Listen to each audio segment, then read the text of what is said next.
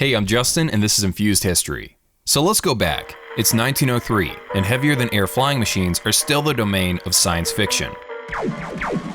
However, a lot of very smart people have been working on the problem. Inventors like Otto Lilienthal, Clement Ader, Alberto Santos-Dumont, Hiram Maxim, Samuel Langley, Gustave Albin Whitehead, and even the godfather himself, Leonardo da Vinci, had taken a crack at it. All of these people have spent a lot of time and a lot of money on wannabe airplanes, but there's no concrete success to show for it, at least in the classical sense of what an airplane is. Even government funding from the United States hadn't made a dent yet. And then all of a sudden, here are two bicycle shop owners from Dayton, Ohio that have photo evidence they've done it. They did all of this with zero outside funding. They didn't have a team of inventors to back them up and do half the work for them.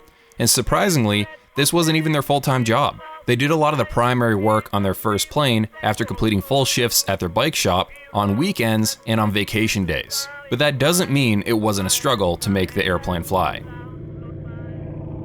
It is a fact that man can't fly. The Washington Post. So who exactly were these guys? Wilbur was the older one who acted as the primary test pilot. He was pretty much a genius and a killer public speaker. He was the more serious of the two brothers. You would routinely find him lost in thought, but he had an incredible memory. He was the one who initially started off with the idea of creating an airplane. Now, you would assume this guy had at least a master's degree under his belt with the type of thinking and problem solving he was involved in. He was actually thinking about going to Yale as a teenager. He was that smart. But a hockey stick to the face changed his mind. The guy who knocked out all of Wilbur's front teeth would later go on to murder 16 people. Okay, come on guys. His middle name is literally Crook. Meanwhile, Orville was the younger brother. He had an impressive mechanical mind and was very inventive. He was also the more entrepreneurial of the two brothers and not quite as serious as Wilbur. He tried to stay out of the spotlight for the most part and was kind of shy. The fact is, this entire family was really smart. When we talk about the Wright Brothers, in quotation marks, we're usually just talking about Wilbur and Orville, but there's actually 4 Wright brothers. Reichland, Lauren, Wilbur, and Orville. The first two are the older brothers. They had a close bond of their own, probably because they were closer in age. The oldest brother, Reichland, didn't have as close of a relationship with Wilbur and Orville, and he lived very far away. When he eventually inherited $50,000 from Wilbur, Reichland felt like he didn't actually deserve it. He was the one brother that wasn't involved in any way with the airplane business, so he tried to give some of that inheritance money to his father. "Dad, please take some of this money. I kind of feel guilty for having all of it." But his father said, "No. Wilbur gave you all this money. You have to keep it." Of those two older brothers, Lauren was the closest to Wilbur and Orville. He won't be showing up that often in this story, but I should mention he was involved in every single business Wilbur and Orville set up over the years. And finally, the Wright brothers also had a younger sister, Catherine. She was a teacher and eventually became the third most famous sibling in the Wright brother family. Their father, Milton, was a bishop, often traveling to different churches that he was overseeing. Their mother, Susan, was mostly a homemaker, but she occasionally worked as a dressmaker when Milton was gone on long trips. Wilbur had lost all of his teeth in that hockey incident around the time his mother's health was getting worse and worse. He became reclusive and possibly slightly depressed. He cared for his mother until the day she died. Family was a huge part of the brothers' lives, and that was by design.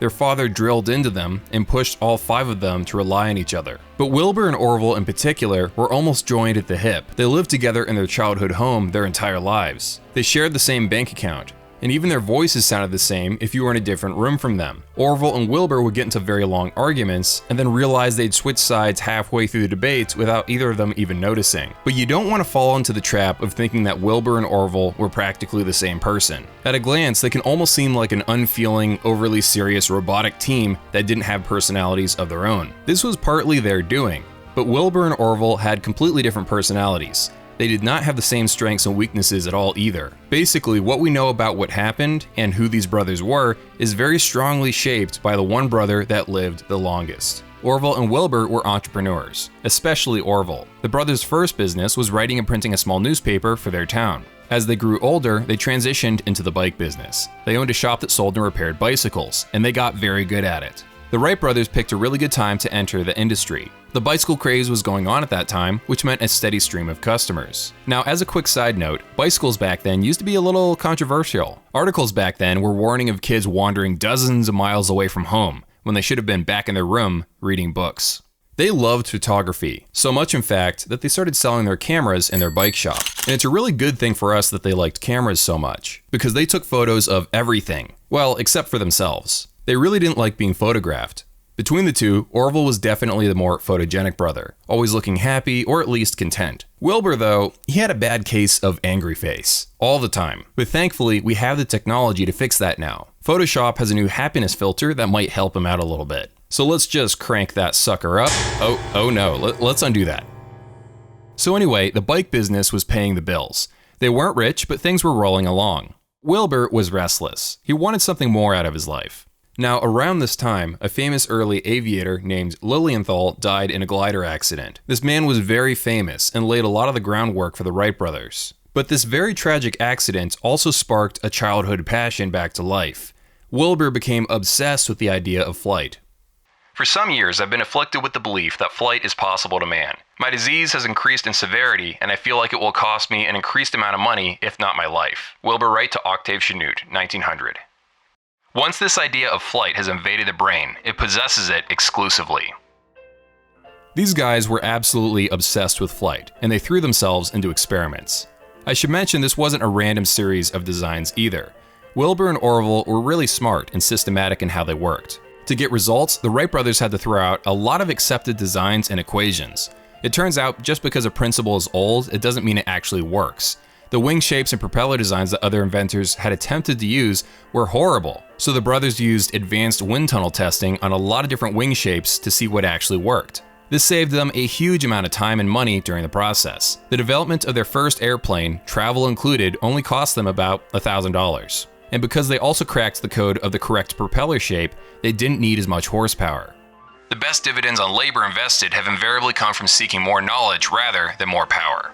When you look at the prototypes, there isn't an engine in sight. They wanted to get the lift and control of the aircraft figured out first, because they knew brute force wasn't enough. Engines of the day were too heavy and didn't produce enough horsepower to get a sucky pair of wings into the air for very long. One competitor to the Wright brothers was a man named Samuel Langley. His plane had a very large engine and was way more powerful than the Wright brothers. But every time he launched it from his catapult, it would drop into the river. The Wright brothers' approach was polar opposite to his. Another big difference was the focus on lowering weight. Charlie Taylor, a mechanic they worked with, cast the engine out of aluminum. No one else had ever done this, and it was one of the keys to making the plane work. Now, this engine was incredibly underpowered if you were to put it on other designs, but with their focus on weight savings and a strong design, it worked for their plane. They also knew that getting off the ground was literally only half the battle. Inventors had done that here and there, but no one could actually control the direction of their aircraft. And when you can't control an airplane, it won't stay in the air for very long.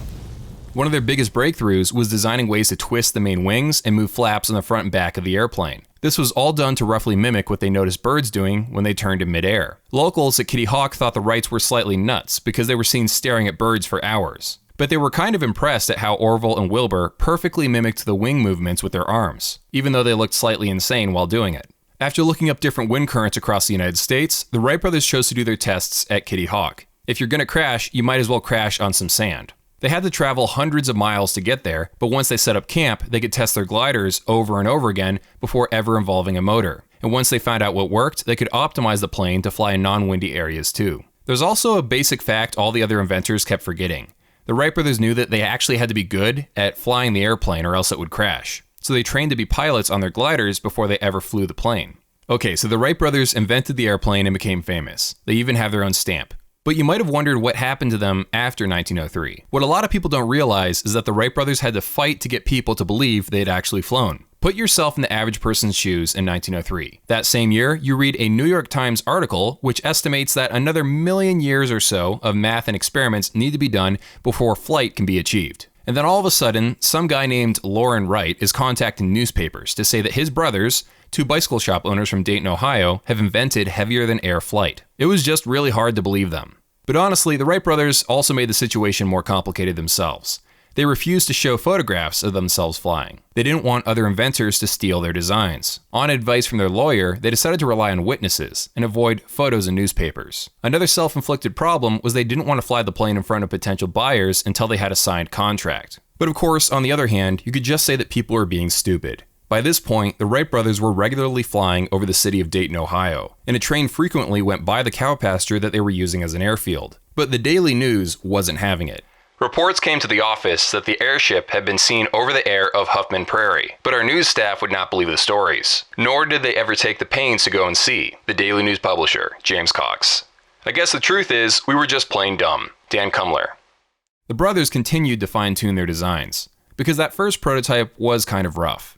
In 1904, they created the Flyer 2. This version was very similar to the first iteration, but it was 200 pounds heavier, had a slightly more powerful engine, and used pine instead of spruce wood. It got a lot of use, with 105 flights in total. One of the flights lasted up to 5 minutes. And importantly, this version could do a full circle. The Flyer 3 made its debut in 1905, using a lot of parts from the previous version. But this version was stronger, better made, and actually kind of sort of dependable. It had a 25 horsepower engine. In 1905, Wilbur flew for nearly 40 minutes straight. There would be no Flyer 4 after this because they would change up the naming scheme. The Model A would be next. On the business side of things, the plan was to create a solid design first and then figure out ways of making money from it.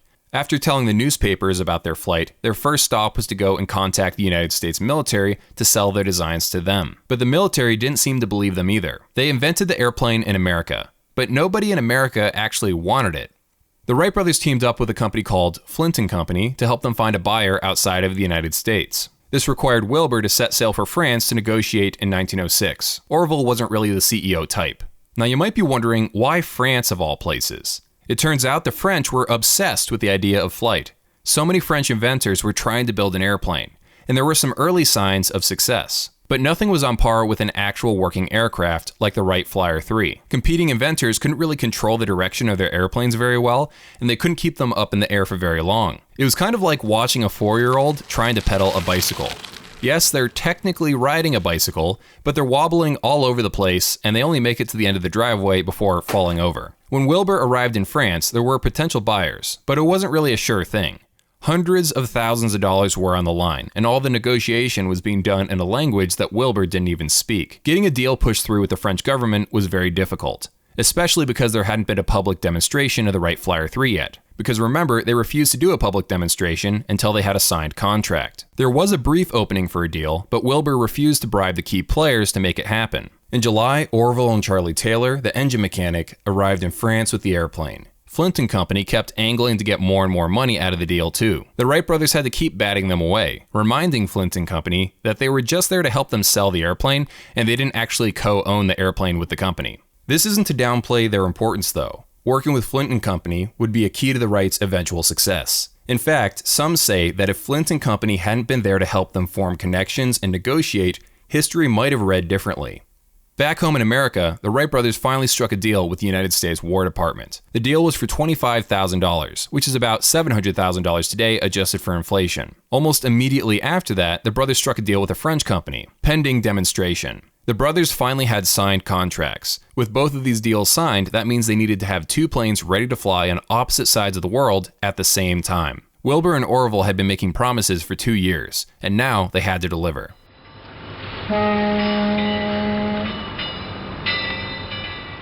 So once again, they found themselves at Kitty Hawk building airplanes. Turns out the place was a mess since last time they were there. Sand had been creeping up everywhere because of the high wind conditions, and also vandals had taken off with a bunch of their stuff as well. The brothers had grown to love Kitty Hawk because of how quiet and peaceful and beautiful it was. But now reporters were starting to swarm Kitty Hawk as well. They kept their distance though. It turns out there was a rumor circulating that the Wright brothers would shoot anyone who got too close. The reporters decided to hide in the sand dunes and watch them with field glasses. They witnessed the Flyer 3 carrying 2 people into the air, and they reported that it was the Wright brothers flying together. But it turns out it was just one of the Wright brothers and Charles Furness, a mechanic. There was actually a standing agreement between Wilbur and Orville that they wouldn't fly together. Inventing airplanes was not safe. If they flew together, one crash could take them both out. They wasted no time, and in May, Wilbur was back in France for the demonstration they had promised. Now, some of the French press were not fans of the brothers by this point. Local French pilots had been seen flying for a minute or two here and there. The French had been doing all of this in public. These Americans so far have been talking, but not actually flying. When Wilbur arrived in France, he began to unpack the plane.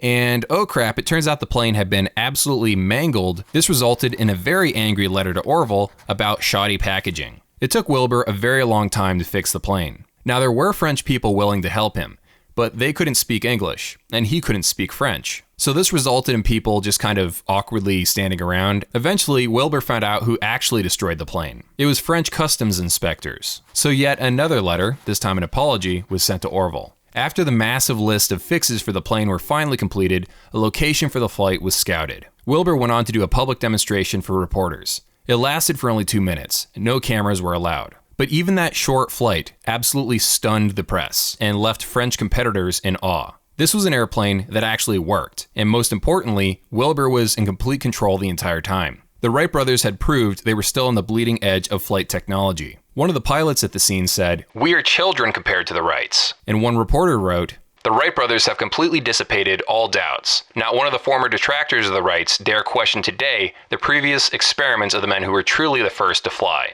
2 days later, Wilbur was up in the air again. This time, there were thousands of witnesses, and he was doing the first ever figure eights seen in Europe. This caused yet another competitor to say, "Well, we are beaten. We just don't exist." And before he knew it, someone wrote a song about Wilbur called He Flies. Meanwhile, around the same time, Orville had to fly for the Army at Fort Myer. This test was more stringent. He had to fly at least 40 miles per hour to earn the commission they had signed with the Army. When Orville finally took off, that first flight was very short and ended with a kind of a soft crash at the very end. But Orville had hit the speed target. He did another flight the very next day, which covered 3 miles and went perfectly. And 5 days later, he flew for nearly an hour straight. The scoffers scoff no longer. The Washington Herald. He went up again, and this time he stayed in the air for about an hour and 6 minutes. This was a brand new world record.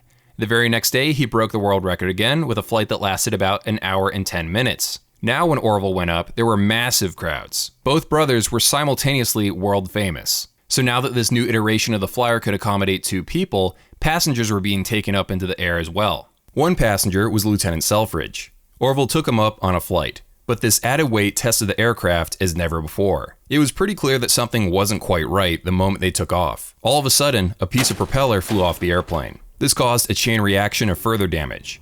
Orville fought with the controls in an attempt to slowly glide towards the ground.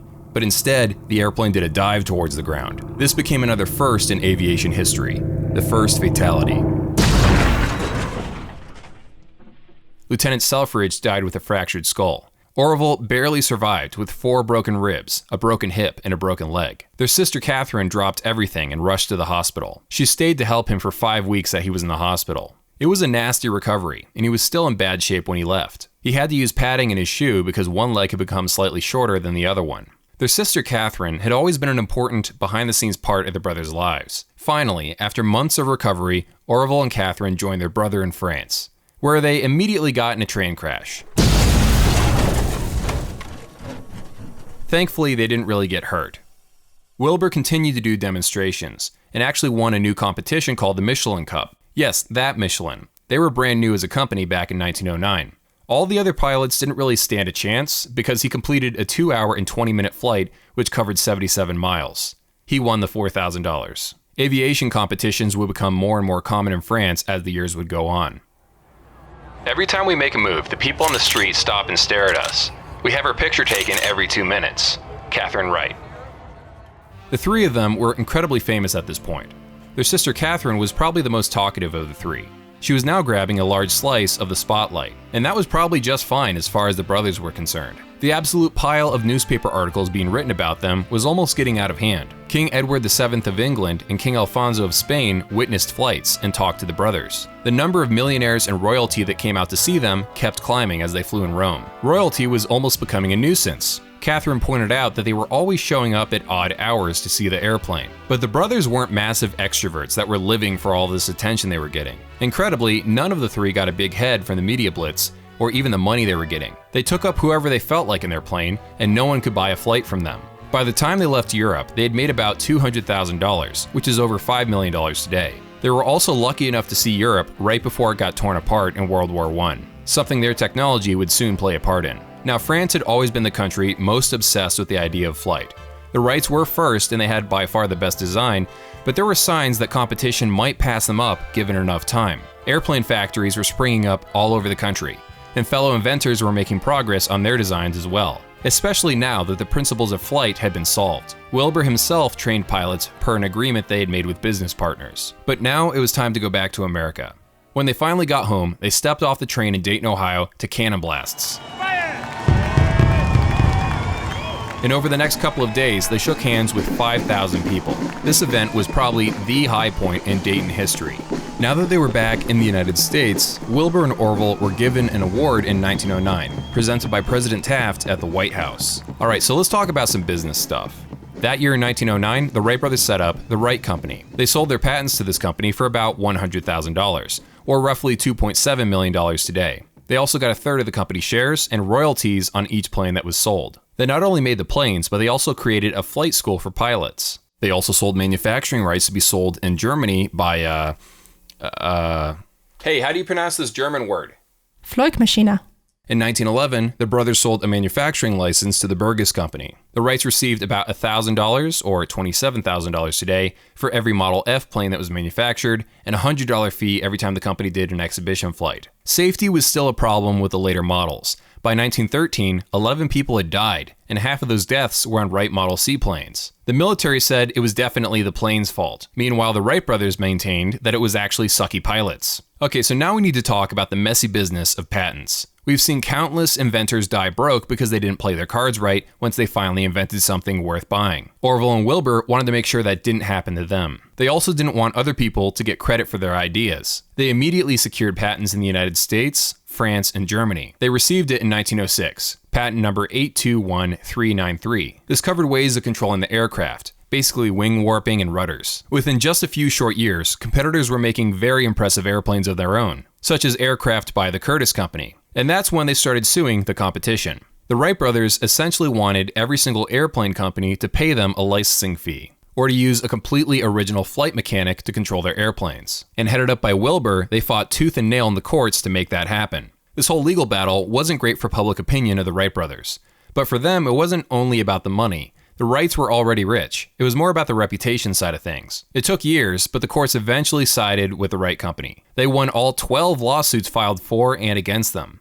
It's a highly significant fact that until the Wrights succeeded, all attempts at flight with heavier-than-air machines were dismal failures. But since they showed that the thing can be done, everyone seems to be able to do it.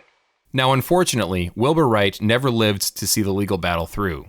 He passed away in 1912 due to typhoid fever. In a sad bit of irony, his father had warned him about drinking bad water his entire life, and that's what eventually killed him. The amount of things that he accomplished in his short life was incredible. He was only 45 years old, and it had only been about 9 years since that very first flight. This must have hit Orville incredibly hard because of how close they were. Orville continued on with the Wright Company and eventually won all the lawsuits. And because they won all the lawsuits, the entire industry was now frozen in place. No one could make an airplane without striking a deal with the Wright Company. But of course, that wasn't going to fly. Everybody knew that a much better system needed to be figured out. World War I was just ramping up. Infighting over what kind of wings were legal to manufacture or not was just a horrible idea. So the government stepped in and forced the airplane industry to create a licensing organization. This would be called the Manufacturers Aircraft Association. They wanted things to be dead simple. You'd pay the association a certain amount of money, and now your company could make airplanes without any legal issues. This situation kind of dimly mirrors what was happening in the car industry at the same time. In that case, it was the Association of Licensed Automobile Manufacturers. The association was trying to make all car companies pay them a fee. But in that case, Henry Ford refused to pay the fee, and the court sided with him. So Orville carried on with the Wright Company for a few more years. By 1915, the company had made about 120 airplanes, later models being the H and K variants. But eventually he decided to sell the company because he wasn't really the CEO type. After selling the Wright Company, it merged with Glenn L. Martin to form a company called Wright Martin in 1916. This company did not last very long at all, and eventually it was dissolved. A new version of the Wright Company called Wright Aeronautica appeared in 1918. This version of the company went on until 1929. In that year, it merged with a whole ton of companies to form the final company as it exists today, Curtiss-Wright. And this company is still around. You can visit their website. They're still gobbling up smaller companies to this very day. Now let's touch on the topic of bombers. Imagine if you invented something, and then out of nowhere, Hitler pops up and started using your invention to kill millions of people. The Wright brothers invented the airplane just in time for it to be used in back-to-back world wars. So naturally, he was asked multiple times what he thought about the ethics of airplanes and war. In a sense, I guess we didn't know what we were doing when we built our first plane. We never envisioned a plane as a terrible engine of war, certainly. But there will always be someone who will abuse anything. We dared to hope that we had invented something that would bring lasting peace to the earth. But we were wrong. Now, these are definitely interesting quotes. Airplanes dropping atomic bombs was not exactly on top of mind as they were hand-sewing airplanes in their garage. It's safe to assume that the Wright brothers thought airplanes would mainly be used in spying and reconnaissance. To be honest, that's all the early planes could do. But let's try to keep it real. You can't say that I hope airplanes are going to bring world peace and then immediately sell your airplanes to militaries around the world. That just doesn't make any sense. Orville even said in a letter to Wilbur, "Everyone here is very enthusiastic, and they all think the machine is going to be of great importance in the warfare." Alright, so let's talk about Smithsonian nonsense. I've mentioned a guy named Samuel Langley a couple of times in this video. He was trying to invent the airplane around the same time as the Wright brothers, and he died in 1906. His name was resurrected in 1914 by the Smithsonian, headed up by a man named Charles D. Walcott. They were trying to credit Langley as the inventor of the airplane instead of the Wright brothers. You might be wondering how they're going to credit a man whose plane never flew. Basically, Glenn Curtiss helped make large modifications to the plane in the museum to make it airworthy.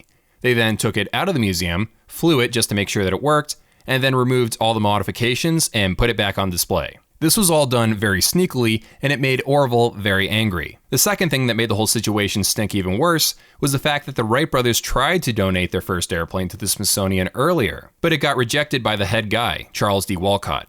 It took years and a temporary donation of the Wright Flyer to a different country's museum before the Smithsonian took down the false claims. The Wright Flyer finally made its way to the Smithsonian Museum. The museum had to sign this bit of paper that nailed the official story down. And if they ever give credit to another inventor, the descendants of the Wright brothers can take the plane back. So this brings up a natural question. The world is a giant place. Did the Wright brothers really fly first? They flew in secret amongst the sand dunes. Maybe there was someone in the jungle with a plane made out of bamboo that flew before them.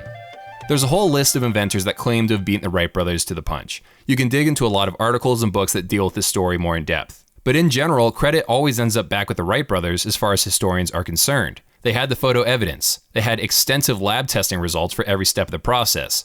They have the letters. They have the eyewitnesses. What I'm trying to say is that they just have more evidence on their side. The next natural question that you might have about the Wright brothers is how long were they on top of the aviation industry? The brothers invented the first highly controllable and highly dependable aircraft line, but they had to immediately pivot over to CEO type stuff. Things like striking licensing deals and filing lawsuits. The trade-off was that they didn't have as much time to spend keeping ahead of the competition. When we think about what we might have been able to accomplish if we had been able to devote this time to experiments, we feel very sad. It's always easier to deal with things rather than men. No one can direct his life entirely as he would choose. Wilbur Wright. The fact that they didn't make the world's best airplanes for 50 years straight doesn't lower their importance in aviation history, but it does illustrate a trend that we see in technology over and over again. Just because you invented something doesn't mean you'll be the best in the world at it forever. But the flip side of this is also true. Let's say that Wilbur did stay alive because he wasn't running around the world doing CEO stuff. And let's also say maybe the Wright brothers decided to keep their head down and just create new airplanes and just let everyone else take the credit. What if that happened? I believe the Wright brothers would have been on the bleeding edge of flight technology for a little bit longer, but the end result would have been very similar. These two guys were incredibly smart, but a two-man team doesn't stand a chance against an entire world of airplane companies. An avalanche of World War I dollars pushed the industry even further, let alone the untold millions that were being thrown at airplane companies in World War II. When these brothers were born, cars didn't even exist. They created the very first airplane out of wood and hand-sewn cloth in a garage. And yet Orville was still alive when Germany was creating the very first jet aircraft only 39 years after that first flight. That's absolutely insane. What happened after he sold off his company? He eventually transitioned over to serving in different agencies and organizations. He served in the NACA for 28 years. This was an organization that eventually dissolved and turned into NASA. He became a member of the National Academy of Sciences. This man who never graduated high school would eventually get honorary degrees from the University of Cincinnati, the University of Michigan, Oberlin College, and finally a master's degree from Yale. It turns out you can either pay for a degree, or you can do something so amazing in real life that they just give you one. Moving on to other parts of his life, unfortunately, Orville had a falling out with his younger sister, Catherine. He was offended that, unlike him, she dared to get married. He was incredibly salty about this, and he finally went to go see her on her deathbed in 1929. Orville would eventually outlive all of his brothers and sisters. He passed away in 1948 at the age of 76, 3 years after World War II ended. This has been Justin with Infused History. Have an awesome day.